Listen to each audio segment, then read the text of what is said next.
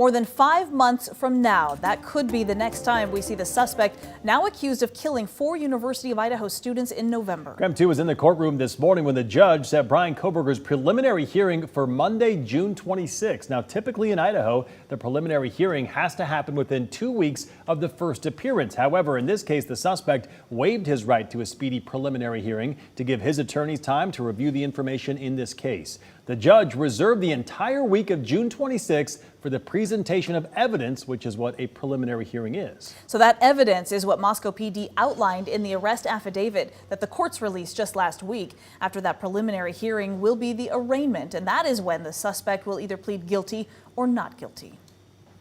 And in our quest to always bring you more to every story, we are going beyond the headline to explain what does all of this mean now for the next 5 months. KREM 2's Janelle Finch joining us live in the studio tonight to explain what could happen between now and June and when the suspect appears in court. Janelle? Because the suspect waived his right to a speedy preliminary hearing, we now know he won't be back in court for 5 months. So what now? I spoke with a trial lawyer this afternoon who says anything is possible between now and June, including the defense and prosecution coming to a resolution. For the public, updates from the Latah County Court over the next 5 months may be scarce. Mo Hammoudi says a lot of the action will be going on behind closed doors. The prosecutor is likely having investigators investigate in greater detail what occurred in this case, the facts that led up to it. Equally true is that the defense team is doing the same thing. Hammoudi worked as a criminal defense lawyer for over a decade and is currently a trial lawyer out of Seattle.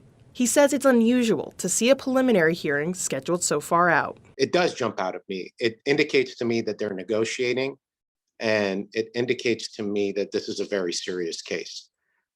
Generally, preliminary hearings are not set out that far, but when they are, it's because there are things that is happening in both camps that the public is not privy to. But in the time between now and June 26th, he says a variety of different things can occur. Between now and then, one of two things may happen. The case may come to a close. There may be a resolution, or the case may not come to a close. There won't be a resolution, at which point the prosecutor's office will formally charge him. By coming to a resolution or close, Hammoudi means it could be in the form of a plea deal. An example could be a lesser sentence or dismissal of some charges if he pleads guilty. Hammoudi says typically the prosecutor would make this formal offer, but the defense could approach with an offer of their own. He says the next 5 months will give both the defense and prosecution ample time to understand the facts of the case and make informed next steps. At this time, the suspect is in custody with no set bail. Hammoudi says in homicide cases, it's rare for a judge to grant bail. If they did, it could be in the millions of dollars.